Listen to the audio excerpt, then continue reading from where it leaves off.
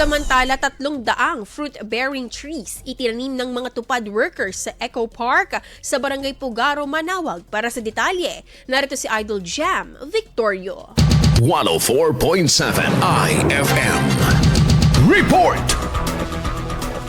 Bilang bahagi ng Cash for Work program na tulong panghanap buhay sa ating disadvantaged workers o Tupad, nagtanim ng 300 seedlings ng iba't ibang fruit-bearing trees sa Eco Park sa Barangay Pugaro, Manaoag. Sa loob ng 10 araw, tatanggap ng sahod ng 505 pesos kada araw ang 332 na benepisyaryo kapalit ng pagtatanim, pagdidilig at pagbabakod sa mga punla. Maiiwan naman sa kustodiya ng lokal na pamahalaan ang pangangalaga sa mga pananim pagkatapos ng programa. Alinsunod ang daily wage sa umiiral na bago wage increase na epektibo simula noong November 19. Kabilang naman sa mga itinanim sa parke ang puno ng avocado, kasuy, langka at atis na pinili dahil sa benepisyo nito sa agrikultura. Kinilala naman ng Department of Labor and Employment Region 1 ang 2 layunin ng aktibidad na nakatulong sa pagbibigay ng suporta sa pangkabuhayan habang pinapangalagaan ang kapaligiran.